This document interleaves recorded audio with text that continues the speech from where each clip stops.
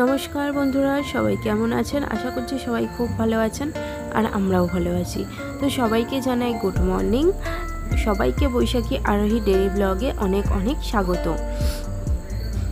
আজ দেখো সকাল সকাল উঠেই রান্না করে নিয়েছি আর তারপরে এখন এই যে গ্যাস ওভেনটাকে খুব ভালো করে পরিষ্কার করে নিচ্ছি।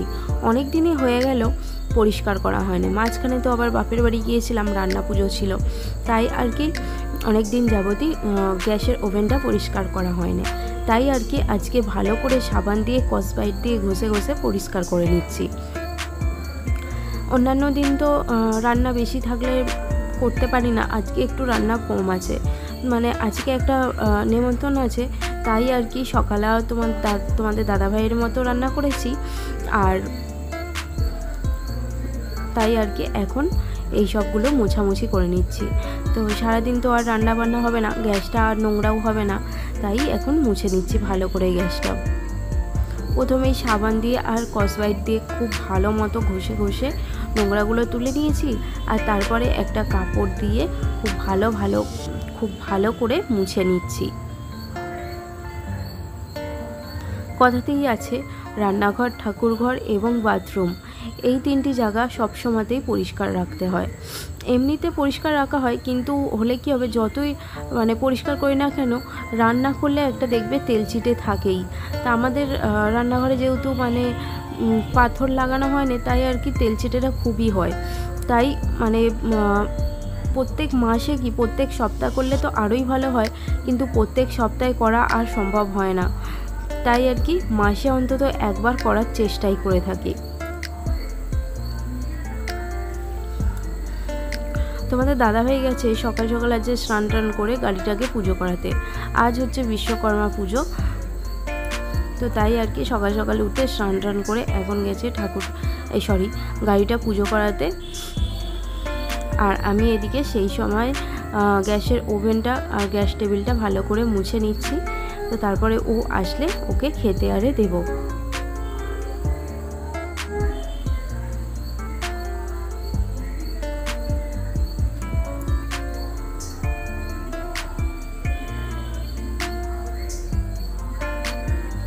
তো মোটামুটি আমার কাজ কমপ্লিট হয়ে গেছে।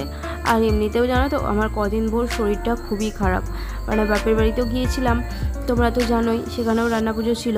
তো সেখানে গিয়ে মানে আমার ঠান্ডা লেগে গেছে, তাই আর কি মানে জ্বর সর্দি মতো হয়েছে। আর আজকে সকাল থেকে ভালোই রোদ হয়েছে, কদিন ভোর বৃষ্টি হচ্ছিল, কিন্তু আজকে বেশ ভালো পরিমাণে রোদ উঠেছে। তাই আর কি শরীর খারাপ থাকলেও এগুলো তো করতেই হবে। আর যেহেতু রোদ উঠেছে জানো তো, আজকে অনেক কাচাকুচি হয়েছে, এখনও অনেক কাচাকুচি করতেও বাকি আছে। এগুলো করে নিয়ে ভাবছি সেগুলোকেও করে নেবো। যে এখন গ্যাসের ওভেনের বাটি, বার্নার এইসবগুলোকে মেজে নিচ্ছি।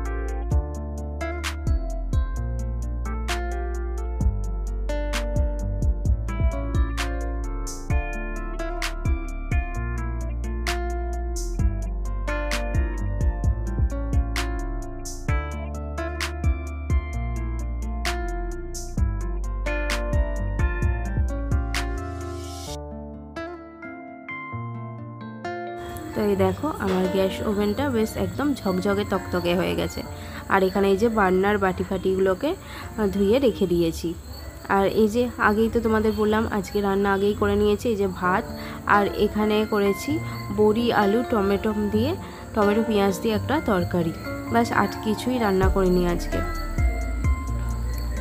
তো তোমাদের দাদাভাই যে স্নান টান তো আগেই করা হয়ে গেছিলো, তারপরে পুজো করে এসে এখন খাবার দিয়ে দিয়েছি, খেতেও বসে গেছে। আর এখন এই যে বেরিয়ে যাচ্ছে। আর ও জানো তো পুজো করিয়ে তারপরে গাড়ির মালাটাও খুলে দিয়েছে, কেন কি যদি হাওয়াতে আর কি মালাটা পড়ে যায়, তাই ও গাড়ির মালাটাও খুলে দিয়েছে। বলেছিলাম আজকের দিনটা অন্তত রাখতে, কিন্তু ও রাখলো না। তো যাই হোক, চলো, এখনও বেরিয়ে যাচ্ছে।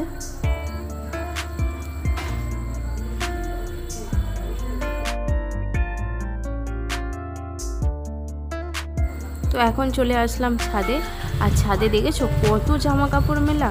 আর যে সকাল সকাল এত সব জামা কাপড় মা কেচেছিল, তারপরে আবার বেলায় আমি এখনও কিছু জামা কাপড় কেচে দিলাম।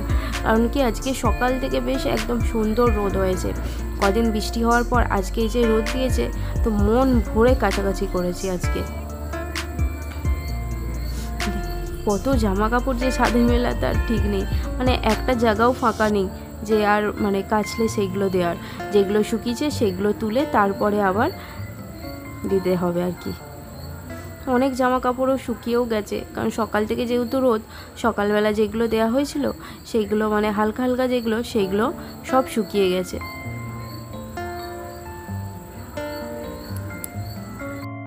আর আজ তো মানুষ স্কুল ছুটি, আরোই সুবিধা হয়েছে। নাহলে মানুকে আবার স্কুলে আনতে যাওয়ার একটা ব্যাপার ছিল, সেটা আজকে আর নেই। মানুষ যেহেতু স্কুল ছুটি, মানুষ তো বাড়িতেই আছে। তো তারপরে একটু পরেই আবার স্নান টান করে রেডি হয়ে বেরাবো। তোমাদের তো আগেই বললাম যে একটা নেমন্তন্ন বাড়ি আছে, তো সেখানেও যাব।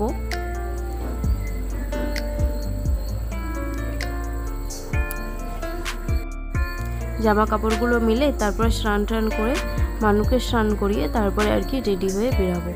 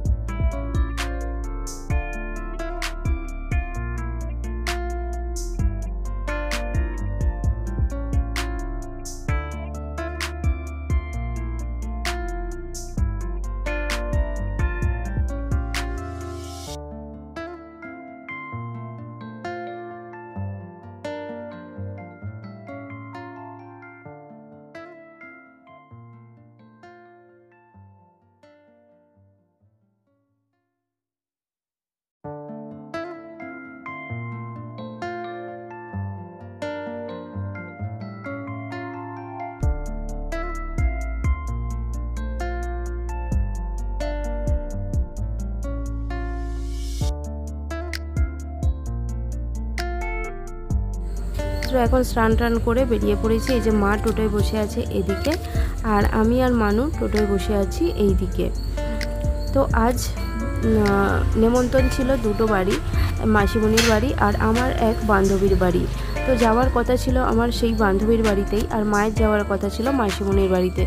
কিন্তু শরীরটা মাঝখানে এতটাই খারাপ করছিল যে আমি শুয়ে পড়েছিলাম। তো মানুকে যেহেতু আগে থেকেই বলেছিলাম যে আন্টির বাড়ি যাব, তাই আর কি মানু খুব কান্না করছিল। তাই মা আবার মানে বলল যে চ তাহলে, সেখানে আর একা যেতে হবে না, আমার সাথেই চ। তো তাই আবার এখন যাচ্ছি। মানে সকাল থেকে এত কাচাকুচি করেছি, মানে অনেকটাই জলঘাটা হয়ে গেছে। শরীরটা তো এমনি আগে থেকে খারাপই ছিল, তাই আর কি আবার স্নান টান করার পরেই শুয়ে পড়েছিলাম। খুব মাথা যন্ত্রণা হচ্ছিল। তারপর মানুর কান্না দেখে মা বললো চ তাহলে আমার সাথেই চ, আর একা যেয়ে লাভ নাই। তো তাই আর কি মায়ের সাথে এখন বেরিয়েছি। এই যে সামনেই মাসিমণির বাড়ি, তো চলেই এসেছি প্রায়।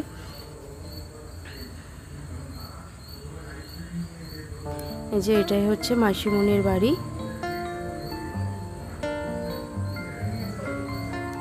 এই যে আমরা এখন ঢুকছি। তো মানু আর মা আজ আগে ঢুকছে, আর আমি আছি এই যে পেছনে।